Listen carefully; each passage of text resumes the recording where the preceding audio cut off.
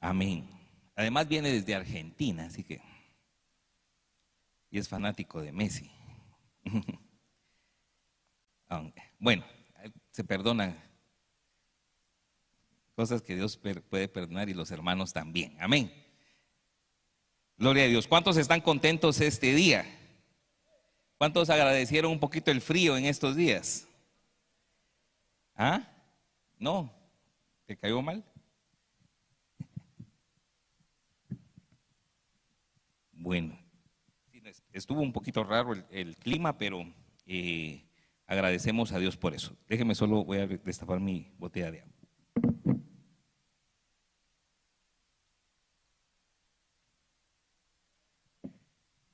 Muy bien, vamos a tomar nuestra Biblia y vamos a hacer nuestra declaración de fe. Decimos todos juntos: esta es mi Biblia, la palabra de Dios.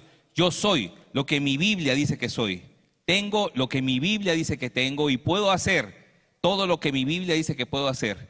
Hoy la leeremos, la escucharemos, la obedeceremos y la semilla incorruptible de la palabra de Dios transformará mi vida para siempre. Amén. Amén. Déjeme empezar hoy antes de mi mensaje, con una anécdota que me pareció muy graciosa. Y es que una misión de iglesias que fundan iglesias, abren iglesias, mandó a un pastor a un nuevo sector en una ciudad. Y entonces el pastor llegó, ¿verdad? Consiguieron un lugar para poder hacer ahí los servicios. Imprimió tarjetitas de invitación, ¿verdad? Y entonces antes del domingo, durante la semana, fue a tocar la puerta de los vecinos del lugar, ¿verdad? Para invitarlos y decirles: miren, el día domingo tenemos un servicio, estamos abriendo una nueva iglesia, si usted no tiene donde congregarse o quiere escuchar de la palabra de Dios, yo lo invito, y le dejaba la información, ¿verdad? Mi nombre se presentaba, etcétera, etcétera.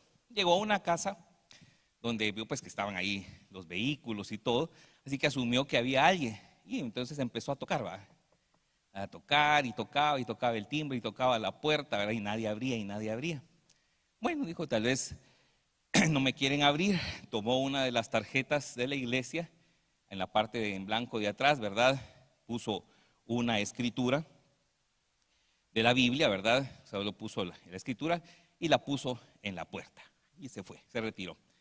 El día domingo, él, al finalizar el servicio, recibió a un servidor de la iglesia que estaban apoyándole, y entonces le entregó una tarjeta, las tarjetas que él repartía. Pero curiosamente era la tarjeta en que él había escrito un versículo en la parte de atrás y traía una respuesta.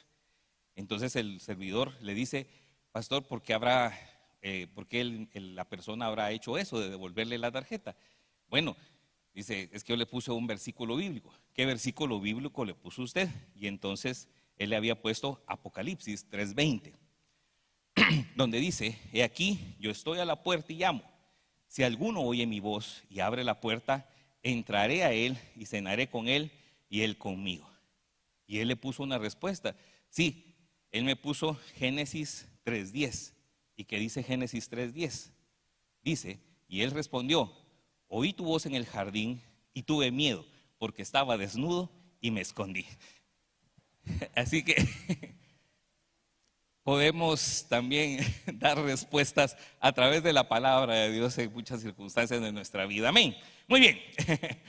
Espero que les haya parecido gracioso. Quiero que abra su Biblia en el libro o en la carta de Gálatas, capítulo número 6, versículo 14, verso 16.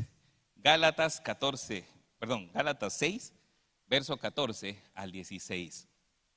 Y estamos hablando, o esta serie que empezó el pastor David la semana pasada, se llama Camino de la Cruz, o Camino a la Cruz. Camino a la Cruz. Y lo que pretendemos es poder mostrar ejemplos de la Biblia, pero también de nuestra propia vida, o de la vida de acá, de los creyentes, de quienes nos identificamos con este camino a la cruz, que nos identificamos en ese proceso que Dios ha hecho en nosotros para traer su salvación, para traer su bendición, para traer su amor, para mostrarnos cuánto Él nos ama. En Gálatas capítulo 6, verso 14, dice la Escritura: pero lejos esté de mí el jactarme, a no ser en la cruz de nuestro Señor Jesús. Pero voy a repetir: pero lejos esté de mí el jactarme, a no ser en la cruz de nuestro Señor Jesucristo, porque en el mundo me es crucificado a mí y yo al mundo. Porque en Cristo Jesús nada valen la circuncisión ni la incircuncisión, sino una nueva creación. Y a todos los que andan conforme a esta regla, que la paz y la misericordia sea con ellos y con el Israel de Dios. Amén. Todos los que anden conforme a esta regla, dice, haya paz y misericordia de parte del Señor. Y es que dice Pablo, y él lo va a manifestar en muchas de sus cartas, lo que significa la cruz para nosotros. Esta semana, ¿verdad?, celebramos históricamente y de alguna manera, de muchas formas, ese tiempo donde nuestro Señor Jesucristo fue entregado para morir en la cruz. Y el próximo domingo celebramos su resurrección. Pero también tenemos que entender qué es la cruz, porque no es algo para solo celebrarse en estos días, para solo ponerse como un símbolo en determinados momentos en esta semana, sino que es algo que tiene que ser vivo y vivo muy fuertemente en nosotros. Tiene que vivir dentro de nosotros lo que significa la cruz. Y por eso es que Pablo dice, la cruz, dice, para mí está lejos el jactarme de todo lo que yo pueda hacer como algo bueno, como algo, incluso como algo malo, como algo portentoso, como algo de que me produzca fama, como algo que me produzca fortuna, ¿verdad? Todo eso está lejos de mí, el poderme jactar, incluso del conocimiento que tengo. ¿Por qué? Porque lo único que vale la pena en mí, dice, es la cruz de mi Señor Jesucristo. Es lo que Él hizo en la cruz.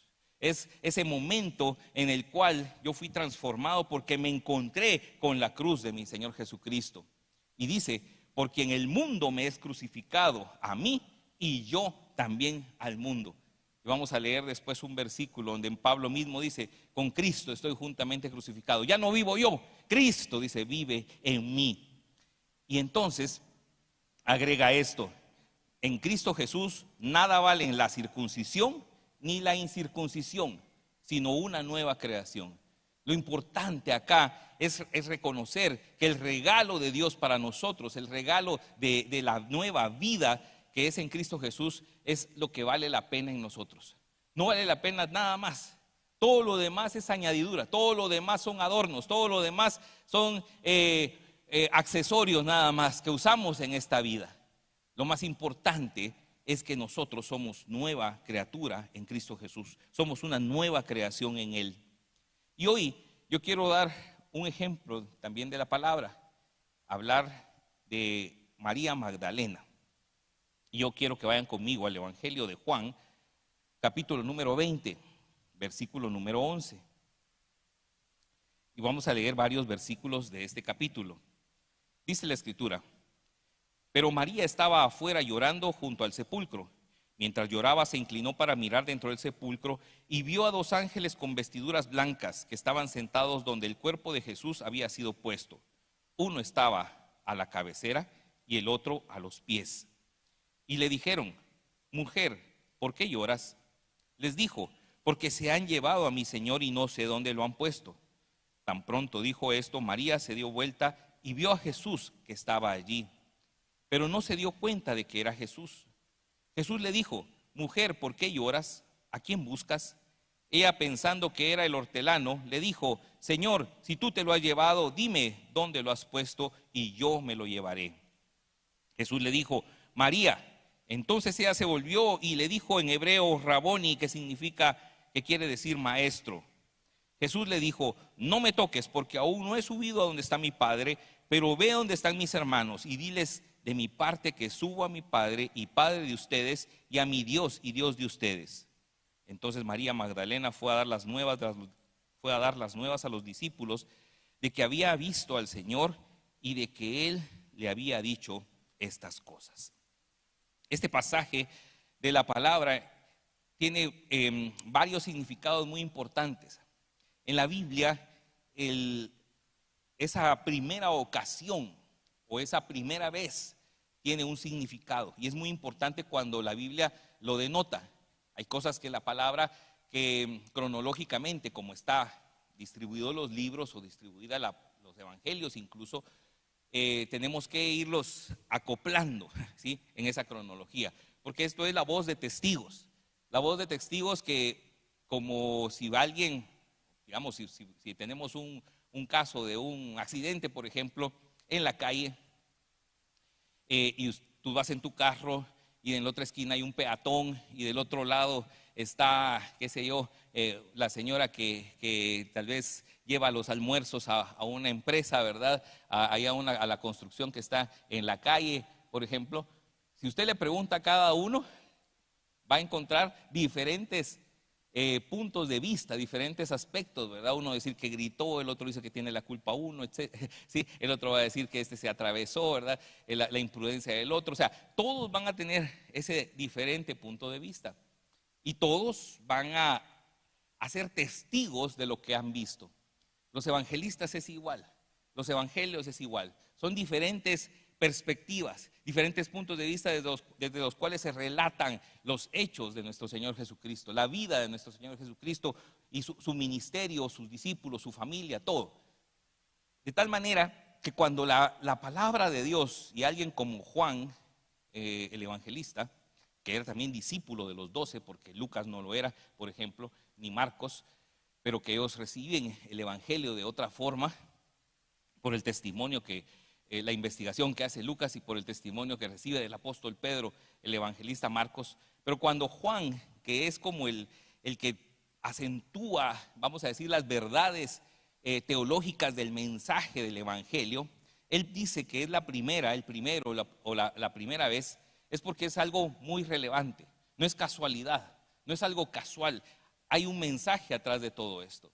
Y para esta mujer, que es la primera que mira a Jesús resucitado, la primera que recibe el testimonio de la resurrección y la primera en testificar de la resurrección, nos habla de algo muy importante.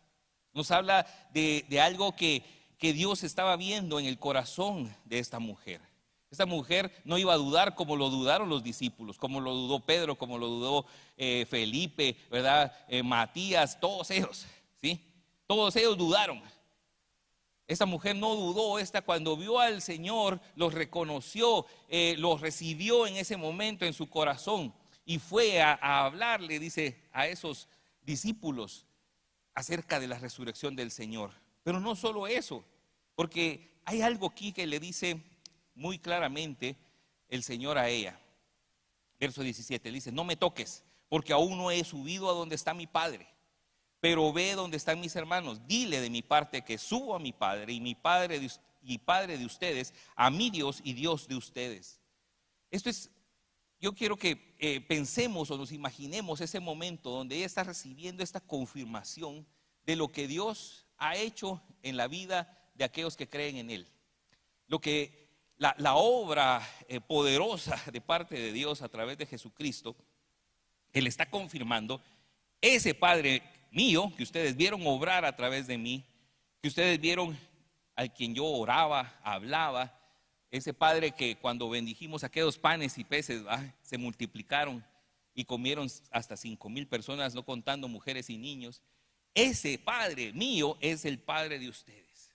Ese Dios mío que me habilitó para poder levantar a los muertos incluso de su sepultura, como Lázaro, a sanar paralíticos, a sanar enfermos, ¿verdad? Ese es el mismo Dios de ustedes. Él está diciendo: tú vas a guardar también este testimonio y vas a declarar que todos los que creen en mi nombre, todos los que creen en mí, van a tener ahora al mismo Padre que yo tengo, al mismo Dios que yo tengo. Esto es muy importante, porque entonces se vuelve parte del testimonio que la iglesia empieza a dar. La iglesia empieza a declarar, a llevar este evangelio de las buenas nuevas. Y María Magdalena, escogida por Dios para eso, porque pudo haber sido cualquier otra, pudo haber sido alguno de los discípulos, pudo haber sido Pedro, pero es María Magdalena. Y usted puede leer Marcos 15 y 16, y vamos a leer un pasaje de Marcos 16, pero usted puede leer esos capítulos, y lo que vamos a ver es a discípulos, dice que no creían, que tenían todavía duro su corazón, que a pesar de haber visto al Señor morir y ahora verlo resucitado delante de ellos, dice que no creían el mensaje. No creían. Bueno, en ese momento solo llegaron 3 veces a decir, miren, el Señor resucitó, el Señor resucitó. Y entonces ellos dicen, no creían porque estaban duros de servicio, estaban duros de corazón, ¿sí? Hasta que el Señor mismo se presenta delante de ellos. Pero lo que estamos hablando es que esta manifestación de Dios, de Jesucristo resucitado, a la primera que lo hace es a María Magdalena, para que sea la primer testigo, para que ella sea la primogénita de esos testigos, que ahora somos todos nosotros, porque nosotros, dice la Biblia, somos testigos de Cristo, amén.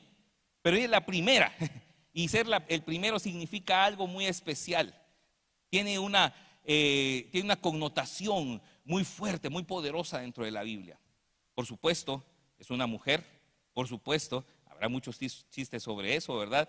Pero dejando los chistes a un lado, ¿verdad? Que son comunicativas y todo eso, ¿sí? Es porque había algo también en el amor de Dios, ¿verdad? Que estaba sobre esta mujer tan especial. Una mujer que, si ustedes investigan en la palabra, vamos a encontrar, dice que era de esas mujeres prominentes que servían a Jesús y que servían también a los discípulos, que se habían unido a este momento tan especial que estaba sucediendo en Jerusalén y en toda esta región, donde el Señor Jesucristo estaba realizando su ministerio, y María Magdalena es una de las que se había unido para ser de las que servían al Señor, y lo servían con todo su corazón. Quiero hacer notar que la idea de que María Magdalena era antes una prostituta es una suposición, ¿sí? No es algo que está en la palabra. No hay un registro bíblico de que ella hubiera tenido esta vida antes de conocer a Cristo. Como les digo, es una suposición. Pero lo que no es una suposición es lo que sí vamos a leer ahora. Y yo quiero que vaya conmigo a Marcos 16:9. Marcos 16:9. Esto es porque alguien muy antiguamente, ¿verdad? Específicamente un papa, asoció a María Magdalena con la mujer que fue a ungir los pies de Jesús en la casa de Simón el fariseo, ¿verdad? Y entonces ahí dice que derramó el perfume, ungió sus pies. O sea, eso fue una asociación, pero no significa que haya sido María Magdalena, ¿sí? No significa para nada eso. Pero es, como les digo, a alguien se le ocurrió que podía ser bonito y lo acopló. Y por supuesto se ha predicado de esa forma mucho tiempo. Pero esto sí es lo que no es mentira, perdón, no es suposición, no voy a decir mentira, eso no es cierto. ¿Cómo es? Corrijo eso, ¿verdad? Es una suposición. Entonces, Marcos 16:9 dice: el primer día de la semana por la mañana, después de que Jesús resucitó, se le apareció primero a María Magdalena, de quien había echado 7 demonios. Amén. Esto no es suposición. Esta mujer obviamente tenía un pasado, y al encontrarse con la cruz de Cristo, al encontrarse con el Señor Jesucristo y su camino a la cruz, sucedió un milagro tremendo, un milagro poderoso. Algo que hoy, en este momento, en este tiempo, digamos, se ha dejado un poquito, vamos a decir, bajo la alfombra, atrás del taburete. Algunos con exageraciones, algunas ideas o enseñanzas o mensajes sobre esto, pues un poquito salidas de base, pero al final algo que no se ha tocado mucho y como que de alguna manera ha pasado un poco con mucha sutileza, un poco escondido, que es la liberación. Esta mujer, dice, fue liberada de 7 demonios, y la única connotación bíblica donde habla de números, porque aparte está el Gadareno que dice que somos muchos, ¿verdad? Que es una legión y somos muchos, etcétera, ¿sí? Donde se asume que eran un montón de demonios, etcétera, ¿sí? La única donde se hace esta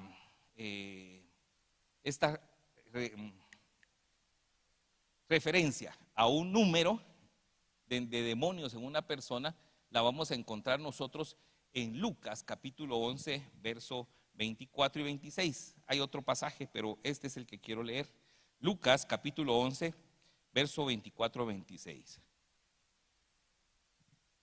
Y dice la Biblia: cuando el espíritu impuro sale del hombre, anda por lugares áridos en busca de reposo, pero al no encontrarlo dice: volveré a mi casa de donde salí.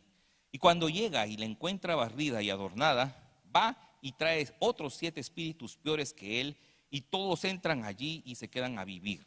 Y el estado final de aquel hombre resulta peor que el primero. ¿Sí? Esta es la única referencia donde se habla acerca de este número 7, que precisamente es lo que dice de la Biblia de que Jesús echó de esta mujer 7 demonios. Ahora, no piensen en el número, no pensemos en que si hay que preguntarles el nombre a todos, ¿verdad? Sí, que presenten su identificación, etcétera. No. Aquí tampoco es que venga en la palabra, ¿verdad? Viene, trae otros 7. O sea, aquí lo que nos interesa a nosotros entender es el estado de una persona bajo una opresión demoníaca, o incluso bajo una opresión, una posesión demoníaca. Porque cuando hay una opresión demoníaca no hay paz. Cuando hay una opresión demoníaca no hay sosiego. Cuando hay opresión demoníaca hay esclavitud. Cuando hay opresión demoníaca hay trastorno. Cuando hay opresión demoníaca hay muchas veces locura, ¿sí? Muchos casos de esquizofrenia, paranoia, y también son producto de opresión de demonios. La Biblia dice, Job, por ejemplo: enséñanos qué hemos de decir, porque no podemos ordenar nuestras ideas a causa de las tinieblas. Y Francis Frangipane habla de que las tinieblas son el lugar donde los demonios habitan. Por supuesto que los demonios van a traer esas tinieblas, van a traer esa oscuridad, van a traer esa ceguera para muchos, ceguera espiritual. ¿Sí? La Biblia dice que debe ser quitado un velo de las tinieblas para que pueda resplandecer la luz del evangelio, porque dice: el príncipe de este siglo puso ese velo de ceguera para los que no creen y los que no deja él que crean en el evangelio de Jesús. La palabra dice que cuando Saúl, por ejemplo, dice, era visitado por un demonio, por un espíritu inmundo, ¿verdad? Era atormentado. Y entonces le dijeron: mira, vamos a conseguir a un tañedor, vamos a conseguir a alguien que venga y toque, ¿verdad? Alabanza, adoración, ¿verdad? Delante de ti, para que entonces a través de él tal vez encuentres paz en ese momento donde viene el tormento. Y se consiguen a David. Y David va, ¿verdad? Y con su arpa toca, ¿verdad? Cuando él tocaba, ministraba, dice, el espíritu inmundo se alejaba. Pero el espíritu inmundo estaba ahí sobre un rey y lo atormentaba. Lo atormentaba. Y seguramente todas las decisiones que podía tomar como rey tenían ese sello, esa marca del tormento de un demonio sobre él. La Biblia dice acá, tampoco quiero que alguien piense ahorita que estoy hablando de que cuando se va deja limpio y no es llenado la persona con el Espíritu Santo, entonces los otros 7 demonios vienen. No, lo que quiero enfatizar es lo que la Biblia está diciendo, que el espíritu inmundo, dice, se va, ese demonio se va y trae otros 7 peores que él. Y cuando entran, el estado postrero de esa persona es peor que el primero. Si ya estaba fregado con un demonio, con 7, le va peor, dice. Eso es lo que más o menos dice la Biblia. Voy a hacer mi paráfrasis personal. Si ya estaba atormentado con 1, ¿verdad? Con 7, lo que nos está diciendo la palabra era la condición que tenía esta mujer, en la condición bajo la cual estaba antes de encontrarse con el Señor Jesucristo, y de la cual fue libre, y por la cual entonces también amaba de esa manera al Señor Jesucristo, amaba a su libertador, estaba agradecido con ese libertador. El Evangelio de Juan capítulo 10, verso 10 dice: el ladrón no viene sino para robar, matar y destruir. ¿Sí? No viene sino para robar, matar y destruir. Pero Jesucristo dice: yo he venido para que tengan vida y la tengan en abundancia. Cuando un demonio está opresionando sobre una vida, él solo está robando, está tratando de matar, está tratando de destruir. Esa es su labor, ese es su trabajo. No es una compañía agradable, no es alguien con quien uno quisiera compartir mesa todos los días, ¿verdad? No es con que alguien quisiera convivir todos los días, pero si está ahí para robar, para matar y para destruir. Mi camino, en ese camino a la cruz, donde uno encuentra esa libertad. Algunos les he comentado cómo desde muy pequeña, desde muy corta edad, yo todas las noches tuve pesadillas. Posiblemente los 6 años, más o menos, hasta casi los 19 años, 18, 19 años. 19 años. Yo siempre tuve pesadillas, todas las noches, todas las noches. Me levantaba sudando, agitado, perseguido por demonios. Ahora entiendo que eran demonios, ¿verdad? En ese entonces no sabía, ¿sí? Que me querían agarrar, yo sentía ese como espíritu de muerte, de querían tomarme, ¿verdad? Agarrarme y hacerme daño. Todas las noches, no había noche en que no tuviera ese sueño recurrente. Difícilmente me puedo acordar de una noche en que no estuviera.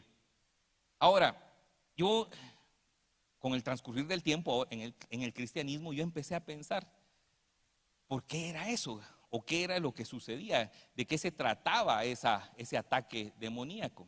Porque entendí que era un ataque de demonios. Y por supuesto que poco a poco empecé a entender, ¿verdad? Que era un acondicionamiento, ¿sí? A mí no me hacían bullying en el colegio, pero me lo hacían en los sueños, ¿sí? ¿Sí? Es como que todos los días, ¿verdad? Alguien llegara a su escuela, a su colegio, ¿verdad? Y lo estuvieran esperando para darle una camorra, ¿no? De repente esa persona podía ausentarse ese día y librársela. Yo no, yo tenía que dormir, ¿sí? Porque no aguantaba, o sea, tenía que dormir. Tal vez muchas veces trataba de conciliar, de ver si dormía más tarde, pero igual el sueño lo vence. Así que todos los días me esperaban para hacerme esa opresión, para acondicionar. Van acondicionando el pensamiento, van acondicionando los comportamientos, van acondicionándose la forma de vida. Y por supuesto, hay algo que el enemigo busca, es una sumisión. El enemigo está buscando que haya una sumisión. Y en esa sumisión, por supuesto, uno puede venir y decir, ¿cómo me quito este problema? ¿Cómo me quito esto? Por supuesto que de repente uno empieza a pensar en algo como brujería, hechicería, ocultismo, ¿verdad? A tratar de dominar, a tratar de controlar por uno mismo lo que estaba sucediendo.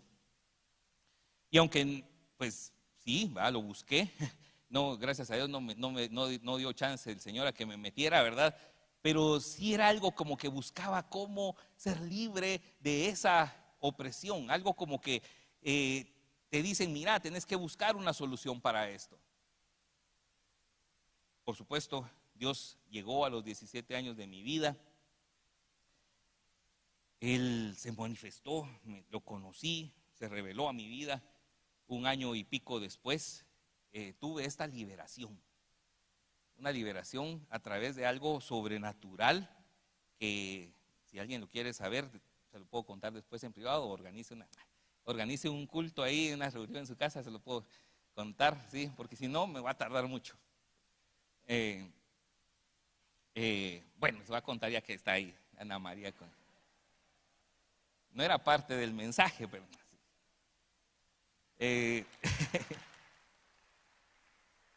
había algo que yo tenía, como entendí que tenía una conexión con la música de rock pesado, la música fuerte en el rock. Y había una conexión y yo me metía, yo recuerdo noches en las cuales yo estaba escuchando la música a oscuras, en una habitación a oscuras o donde había un sillón ahí, ¿verdad? Y yo me acostaba y literalmente yo me hundía en el sillón.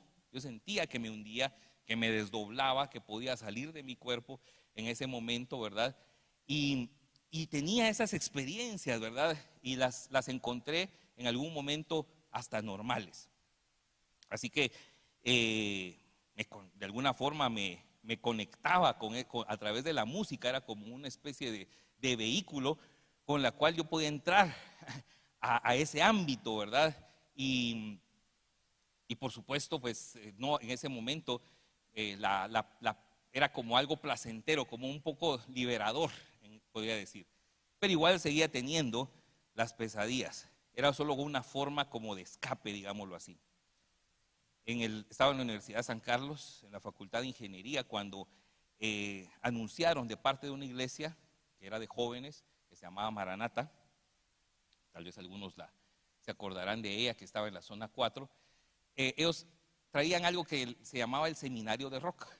Y el seminario de rock era mostrar para los patojos. No se acuerdan mucho de eso, ¿verdad?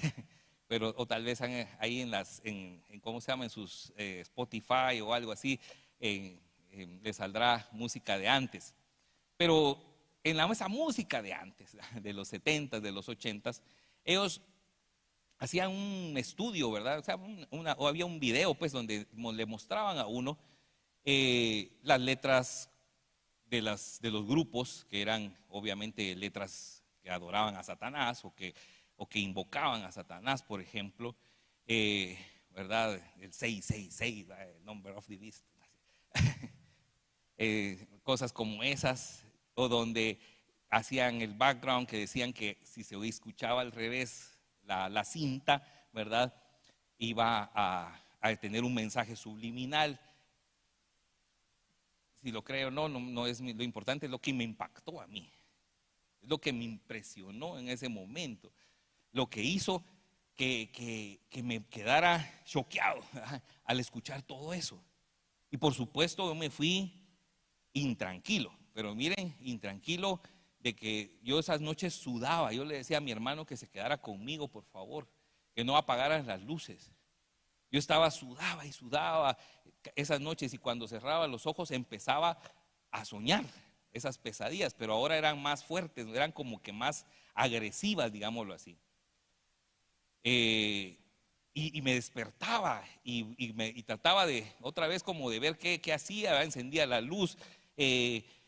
Obviamente tenía 17, 18, 19 años y decir que tenía miedo pues no era una buena opción, ¿verdad?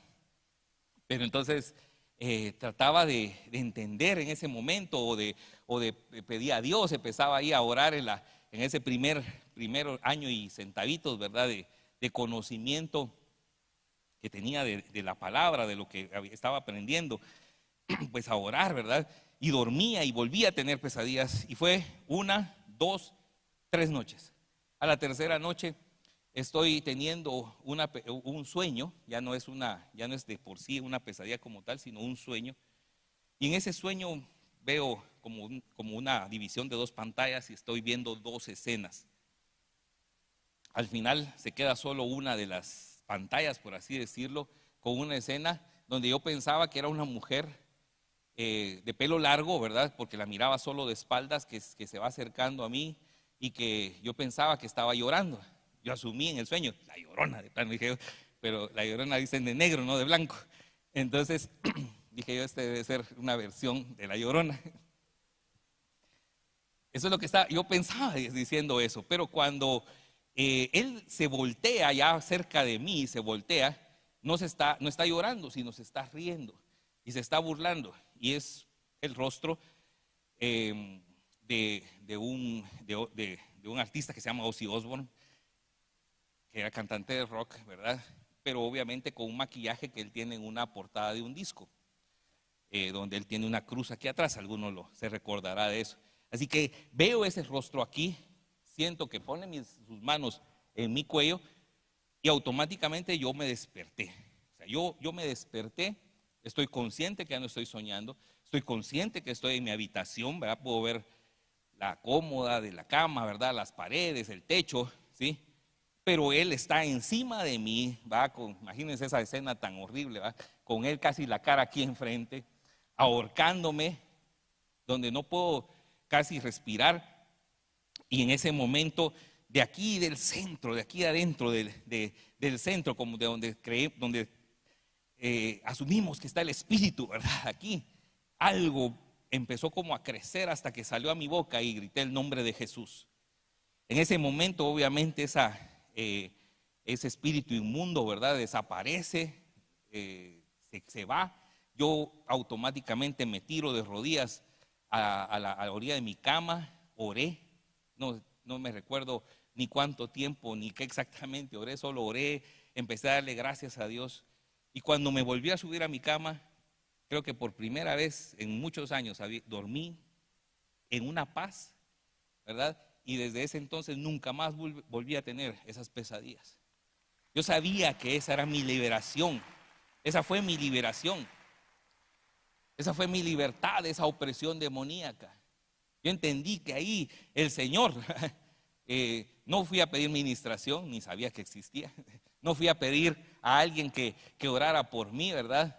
Fue una experiencia que tal vez, ¿verdad?, el Señor quería que yo la viviera por mí mismo, entendiera lo que era poder entender, poder ver la cruz de Cristo, la obra de la cruz de Cristo en mi vida, a través de quitar esa opresión demoníaca, esa influencia que durante años había tenido un espíritu inmundo o varios espíritus inmundos sobre mí, ¿sí? Y fui libre en el nombre de Jesús. Así que de ahí en adelante, por supuesto, mi amor por el Señor creció, mi deseo por servir al Señor creció, mi deseo por ayudar a los jóvenes en ese entonces creció muchísimo. Yo puedo distinguir esa noche como un antes y un después, porque fue mi noche de libertad. Por eso cuando leía yo acerca de María Magdalena y de esta pequeña referencia que hace a ella, de quien fue expulsado, de quien fueron echados, dice, 7 demonios. Yo puedo entender lo que es la opresión demoníaca.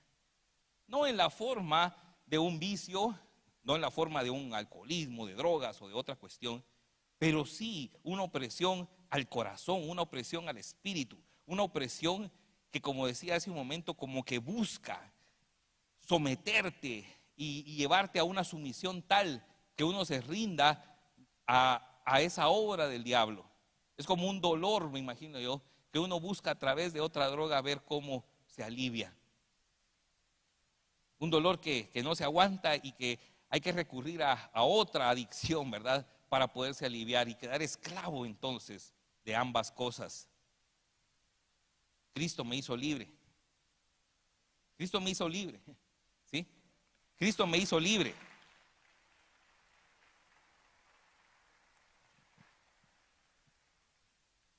Y aunque puedo decir que la música la puedo escuchar sin ningún problema, pero no la escucho porque ahora sé de lo que habla, ¿va? Puedo decir también que entiendo esas palabras, de quien fueron echados 7 demonios, ¿sí?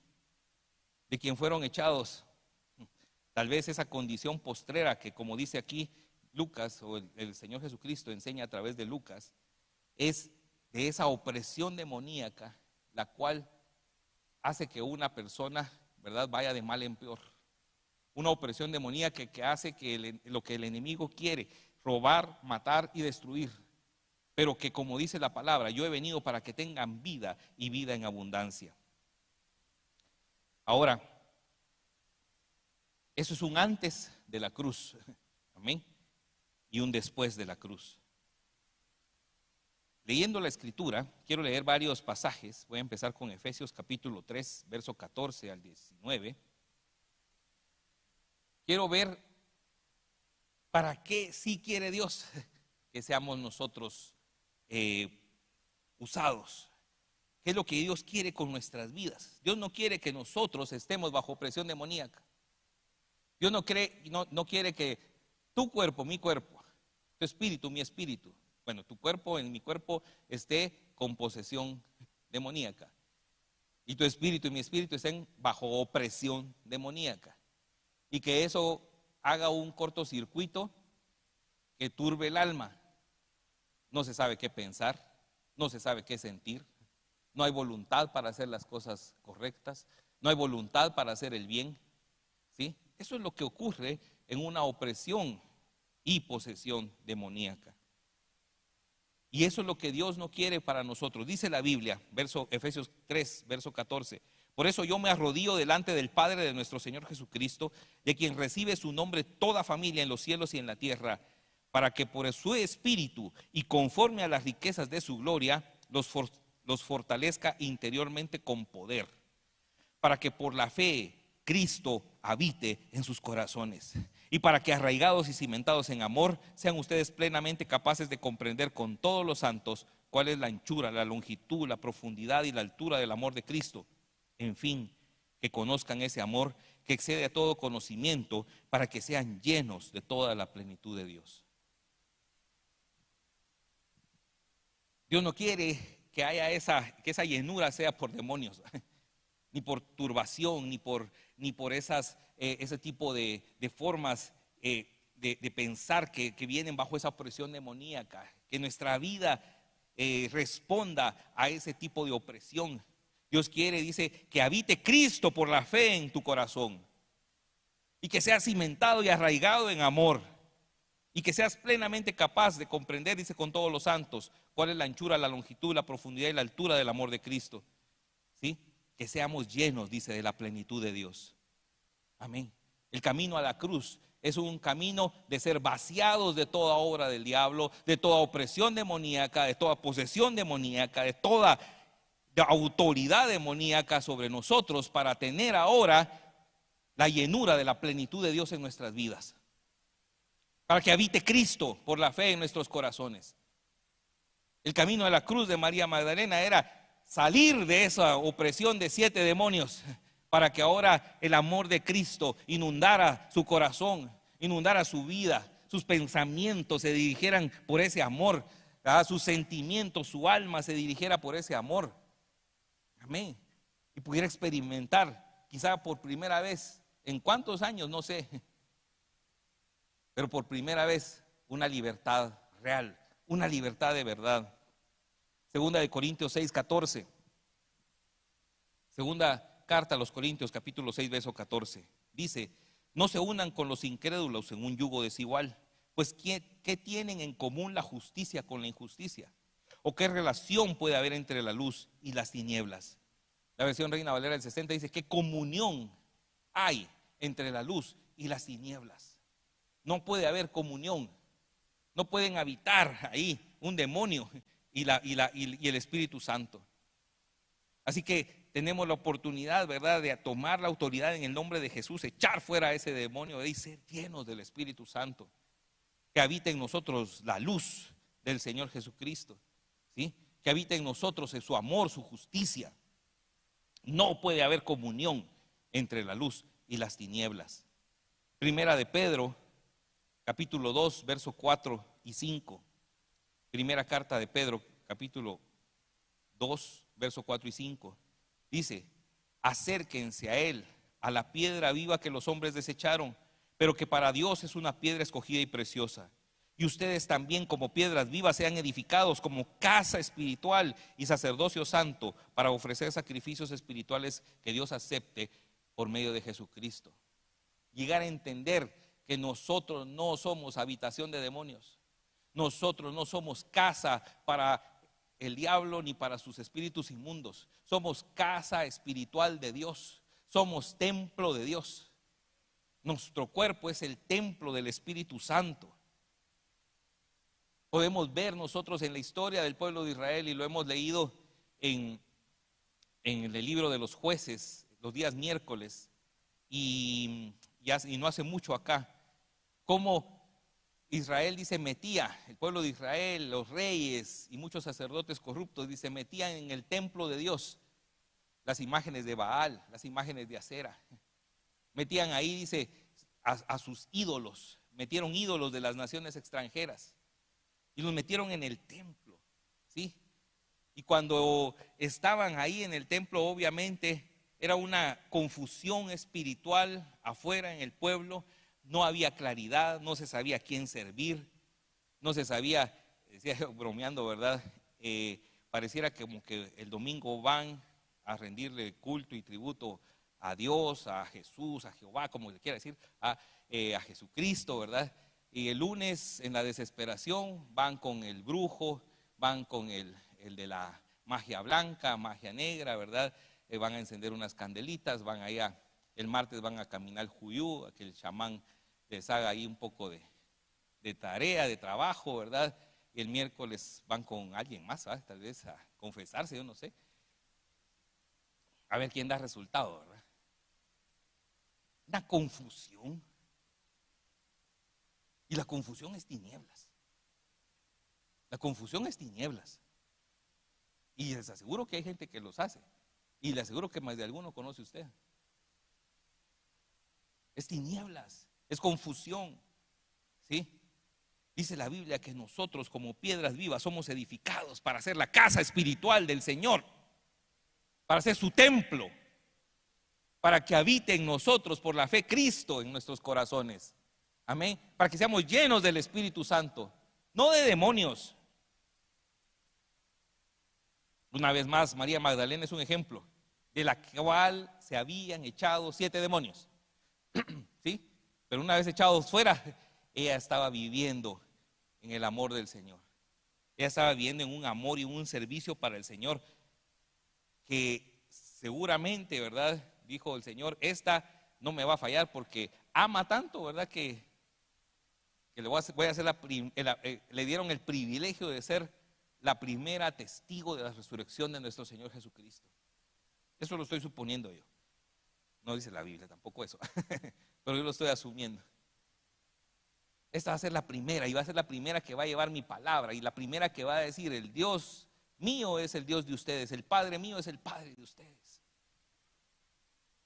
Y lo va a decir con el mismo amor con que me sirvió antes de la crucifixión. Juan capítulo 14, verso 22 al 23. Dice la Biblia: Judas, pero no el Iscariote, le dijo: Señor, ¿cómo es que te manifestarás a nosotros y no al mundo? Jesús le respondió: el que me ama obedecerá mi palabra, y mi Padre lo amará, y vendremos a él, y con él nos quedaremos a vivir. Amén. Y habitaremos, dice, con él. ¿En dónde va a ser esa habitación? En el corazón, en nuestro espíritu. Por eso es que el enemigo está tan ocupado quizá o afanado, ¿verdad?, en que no le tengamos preparada la casa al Señor. Por eso es que el enemigo lucha con garras, tal vez con todo, ¿verdad?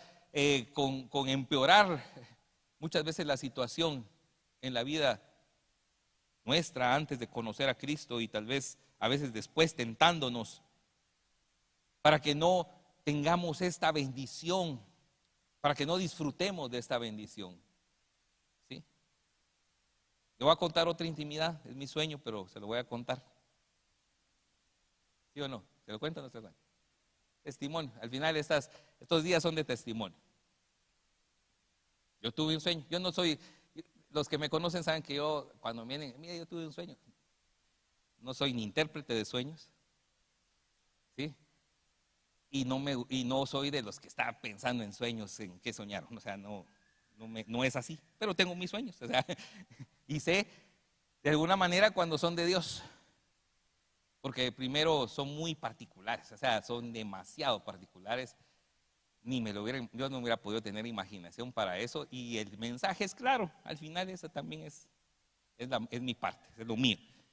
Perdonen por los que sueñan. Ustedes vayan con sus sueños y yo voy con los míos. Amén. Pero el mío, yo sueño que estoy en mi casa y alguien me dice: mira, fíjate que tengo un par de amigos. Algunos creo que se los conté ya también. Tengo un par de amigos. Ellos están aquí, quieren venir a un lugar donde puedan encontrar pasar una buena tarde, un buen momento, tener paz y platicar con alguien que les ayude. Está bueno, le dije yo. O sea, me dijo: ¿querés que sea aquí en mi casa? Sí, yo pensé.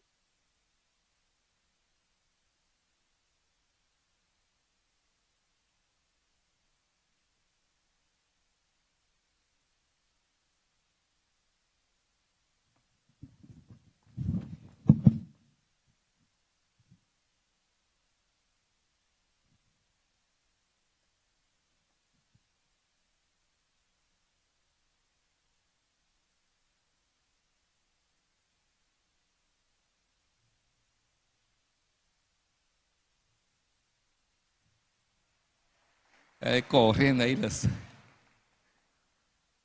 Muy bien. Entonces, cuando cuando llega a las visitas, por supuesto, ¿va? Son, miren, por eso les digo, esto es Dios, ¿va? Estaba Lionel Messi y Cristiano Ronaldo.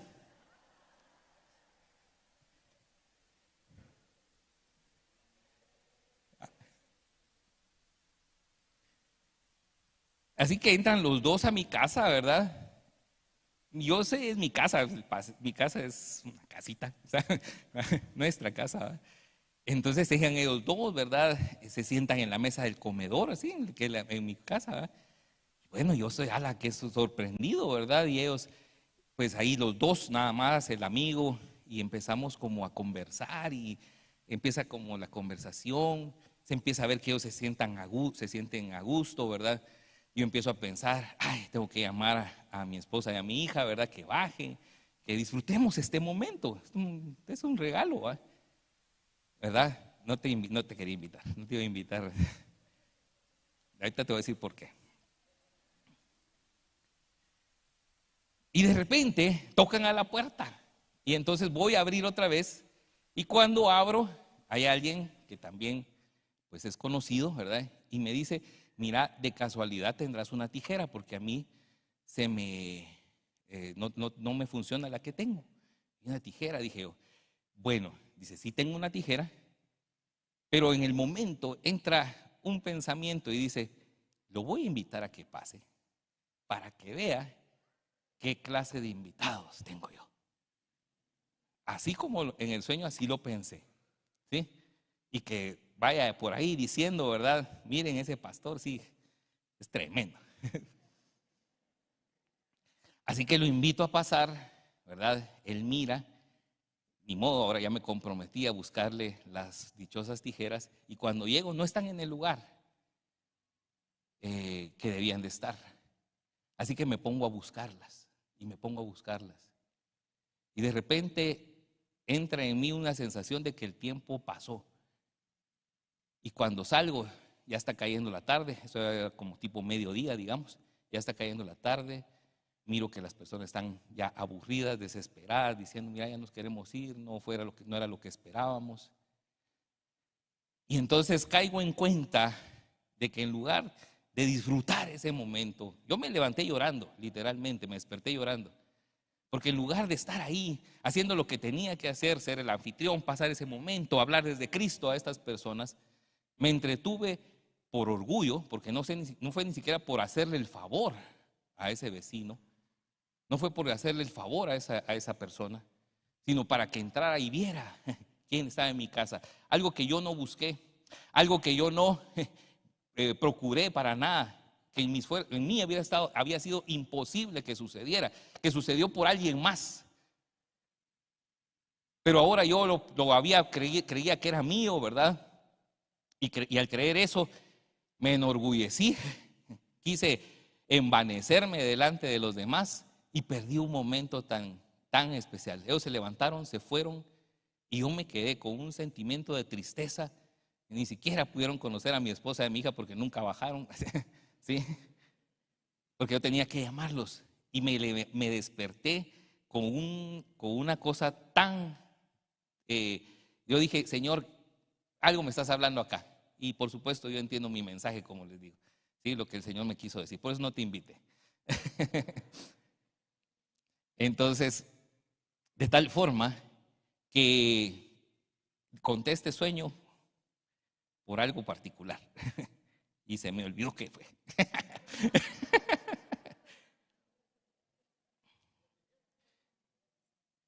Ya me voy a acordar. Es que nosotros podemos ser atacados también por el enemigo en algún momento para distraernos de las cosas buenas que Dios nos quiere dar. El diablo no quiere, por supuesto, que dice habite la plenitud de Cristo en nosotros, seguramente. Y cuando nos estorba con opresión, nos estorba con ataques, nos estorba con mentiras, nos estorba con esos dardos de fuego del maligno, y nosotros no nos defendemos y no los expulsamos, por supuesto que de repente no manifestamos esa plenitud de Dios, no vivimos en ese amor pleno de Dios, ¿sí? Porque nosotros ahora, dice, somos templo del Espíritu Santo, estamos hechos para que tengamos comunión con la luz, para que seamos la casa espiritual de Dios, ¿sí? Para que seamos llenos del Espíritu Santo, para que podamos comprender el amor de Dios y ese amor habite en nosotros. Amén. Así que lo que hoy quiero preguntarte es, si tú ves hacia atrás, hacia el pasado de tu vida, imagínate que vas caminando de frente, ¿verdad? En una línea recta, y ese es el tiempo de tu vida. Yo te quiero preguntar, si tú miras hacia atrás, ¿puedes ver la cruz de Cristo? ¿O todavía no la has visto? ¿Puedes ver ahí la cruz? Porque fue algo que estuvo en tu camino y atravesaste, y esa cruz tuvo un efecto que cambió tu vida, un efecto que te transformó, un efecto que pudo hacerte esa nueva creación. Puedes ver tú la cruz hacia atrás y decir, a partir de que crucé ese espacio donde estaba la cruz, ya no vivo yo, Cristo vive en mí, como dice Gálatas 2:20, porque Pablo así lo dice. Él lo dice de esta manera: con Cristo he sido juntamente crucificado, ¿sí? Ya no vivo yo, ahora Cristo vive en mí. Amén.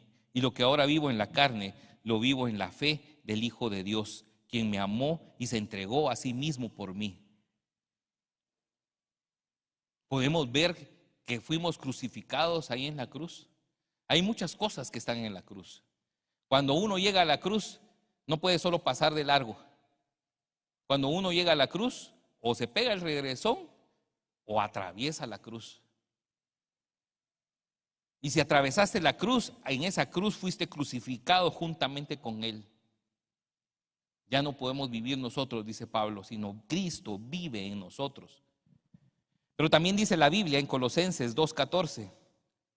Colosenses 2:14 dice: ha anulado el acta de los decretos que había contra nosotros y que nos era adversa, la quitó de en medio y la clavó en la cruz.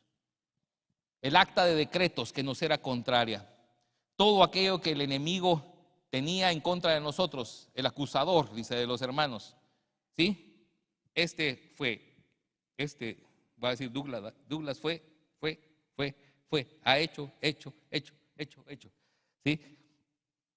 Todas las pruebas de descargo con testigos y todo, ahí estaban. Pero esa acta de decretos la toma el Señor Jesucristo y la clava en la cruz del Calvario y dice: ya no tiene efecto.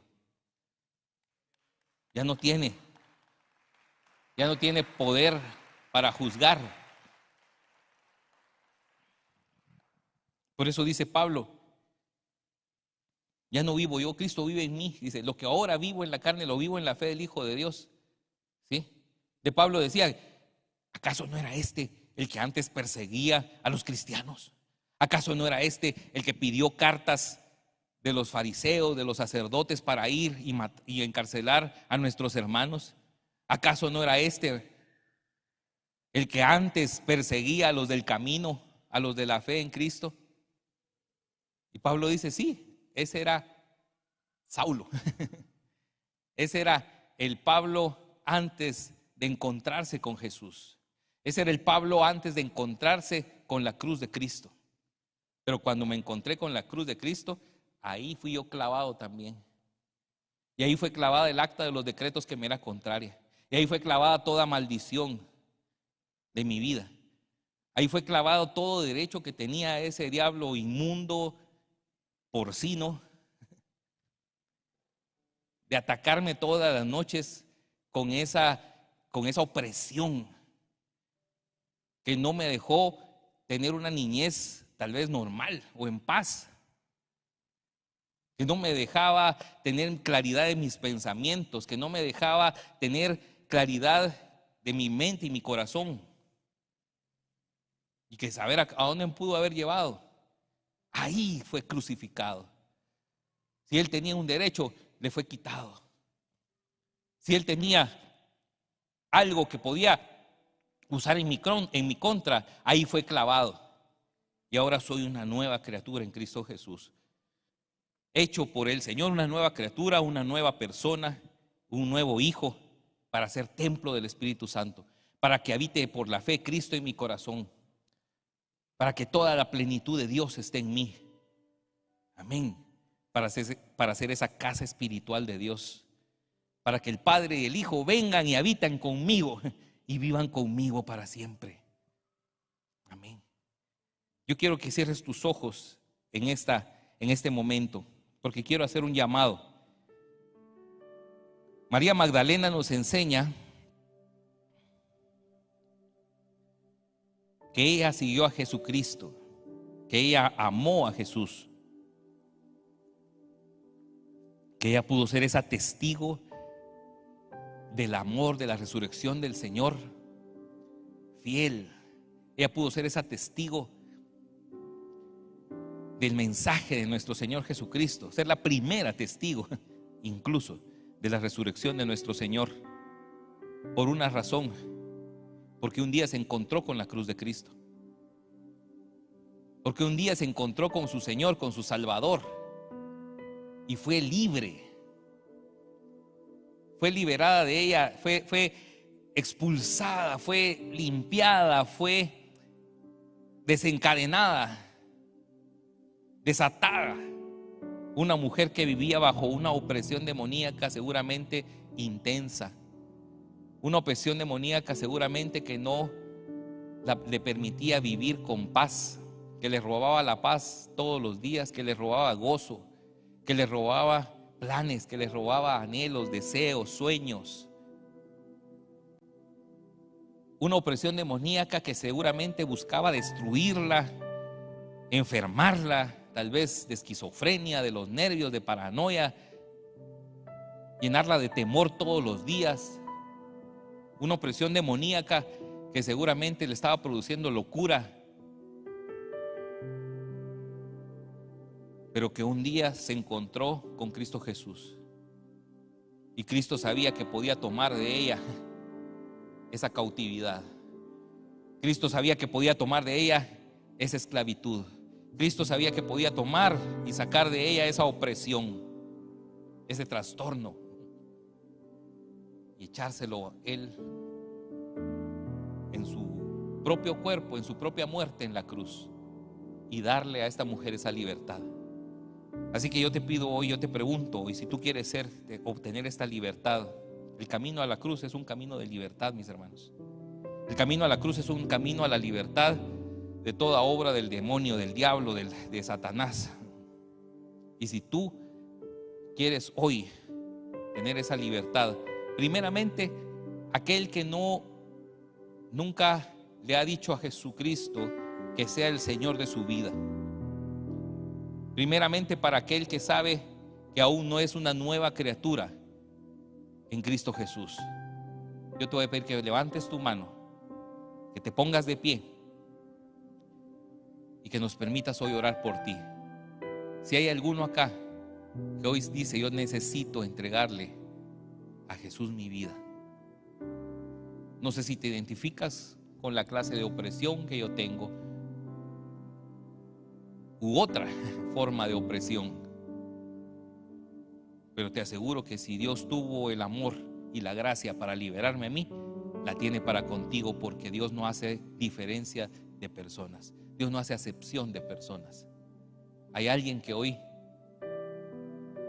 quiere entregarle su vida a Cristo Jesús y ser libre de esa opresión. Yo te invito a que te pongas de pie ahí en tu lugar.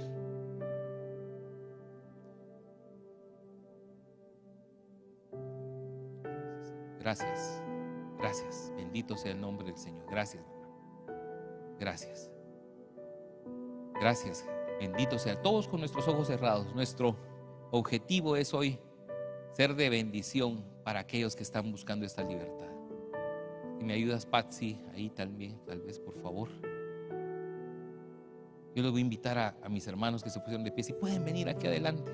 Quiero orar por ustedes. Permítanme orar por ustedes. Permítanme hoy poder ser parte de este momento tan especial. Si hay alguien más de pie, si mi hermano Carlos querés venir, bienvenido. Si hay alguien más que quiera venir.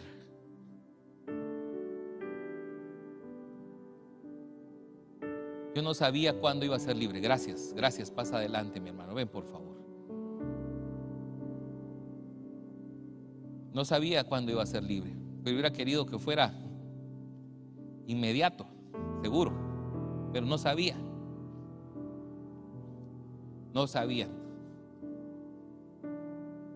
No había llegado tal vez el momento en que tenía que encontrarme con esa cruz. Amén. Pero una vez llegado el momento,